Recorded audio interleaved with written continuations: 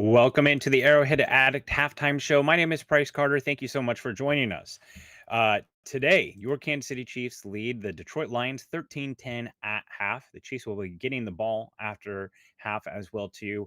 Pretty pivotal moment in this game here. Right now, though the score is not particularly high at halftime, we've seen higher halftime scores. Really, it feels like the only thing that is going to stop these two offenses is themselves. And we've seen about as much so far. The Chiefs go for a fourth down and get a touchdown the first time. The second time, they don't. A nice pass breakup by a backup corner there on Xavier Worthy.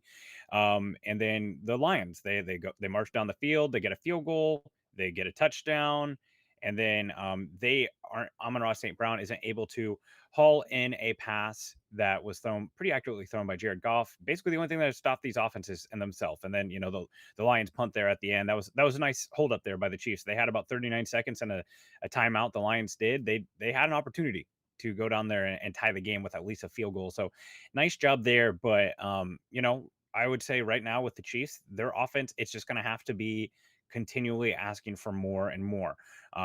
Again, there's lots of things defensively that the Chiefs, I think you'd like to see a little bit more.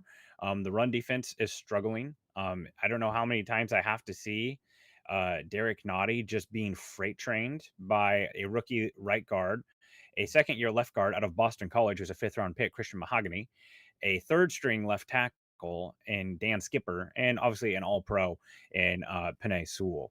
But this isn't quite the average Lions offensive line here, and they're still moving bodies. Jahmyr Gibbs with 13 carries for 59 yards, averaging 4.5 yards a carry.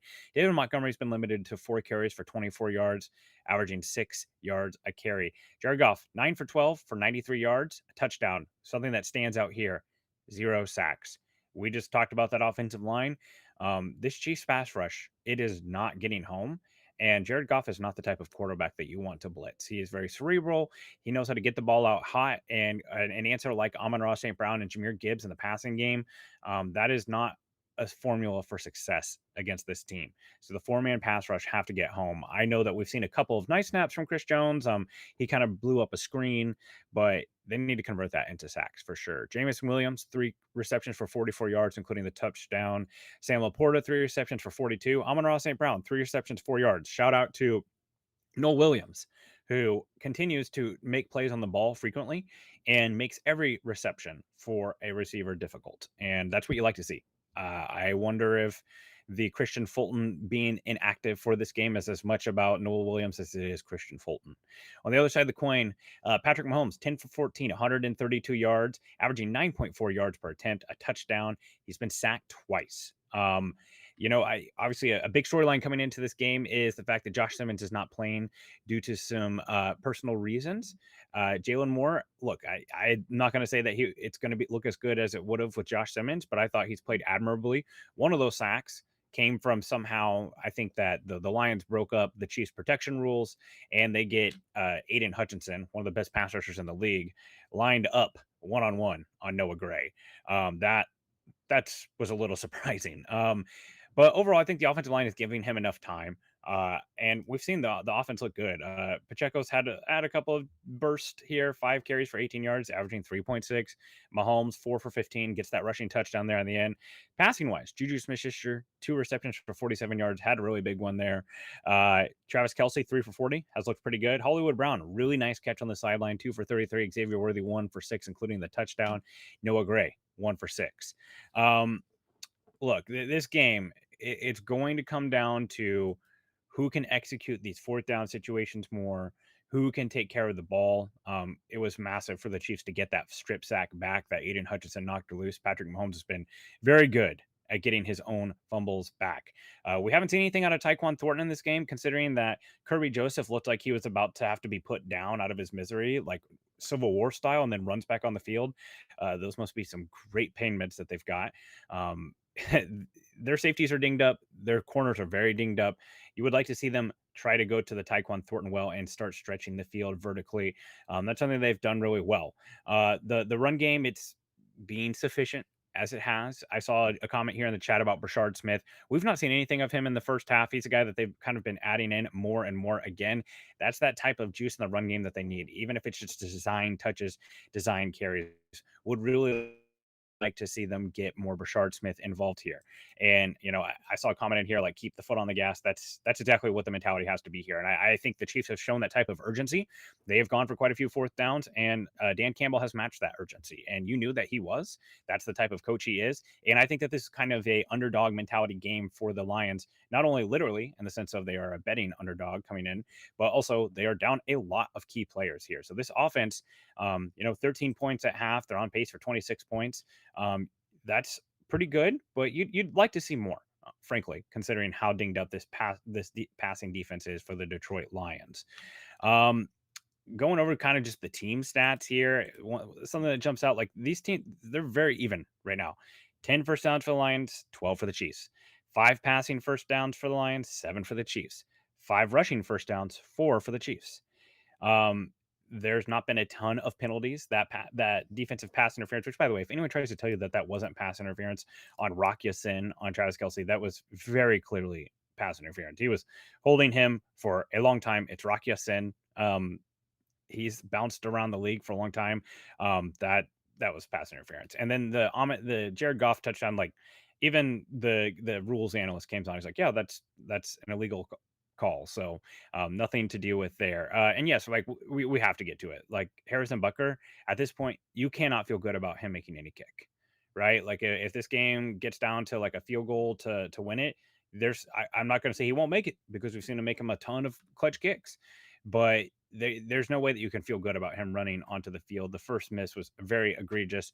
It's not. It's I'll use this analogy. I've been fortunate that I've never had to deal with this, but it's like a relationship where someone breaks the trust between you and that person. It's going to take a long time to rebuild that trust.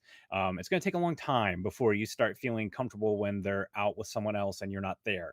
It's going to take a while for us to rebuild that trust in Harrison Butker. And this is not a narrative on Harrison Butker, but I will just say, like, people are going to enjoy Harrison Butker not playing well who aren't Chiefs fans because of some of the choices that he has made. So I think that will probably dogpile on him a little bit, frankly. I'm sure it's not easy for a player like him who has put himself out there in the way that he has when things are not going well. So, foot on the gas here. Defensively, you would like to see some pass rush. Would like to see as much Noel Williams as I can on Amon-Ra St. Brown. Trent McDuffie's done a pretty good job in this game. The linebackers so far doing pretty well. But look, man, when the offensive line is manhandling the defensive line in the run game like that, those guys, they cannot be like, if your plan is, all right, our linebacker is going to be shedding a guard to make this tackle in the run game, you're already screwed. Right. Like that's the classic, like 600 pounds on 200 pounds, 2 offensive linemen on a linebacker, like that's not going to go well. So those guys are going to have to get off the blocks more consistently. Haven't seen a ton of Omar Norman Lott in this game. Would like to see more. I am pounding the drum that he is already the Chiefs' second best defensive tackle. Whenever I watch him play, I would prefer to see him out there rather than the corpse of Derek Nottie. Did love seeing the PFF scores, which Chris Collinsworth is one of the founders of PFF, and 119 out of 119 for Derek Nottie. Surely the Chiefs know that as well too. That is close to what we're going to do here today. Real quick, let's get some final score predictions here in the chat.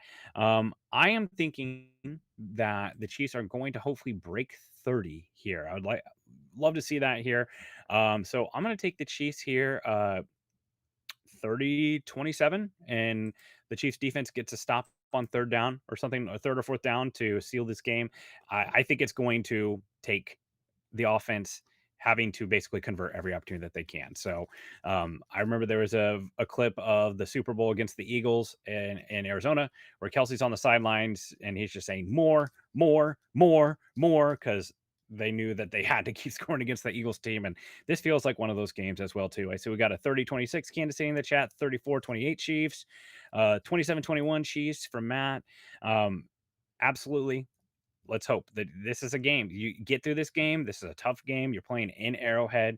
Then Rashee Rice comes back and you start feeling really good about where this offense can go. So that's going to do it for me here today on the Arrowhead Addict halftime show. Make sure to join us for post game. We'll be celebrating or sobbing, whichever it is. Come do it with us. Patrick Allen, Adam Best, and Sterling Holmes will be breaking down the game and all the biggest plays and by the biggest players. So we look forward to seeing you there. For now, go Chiefs.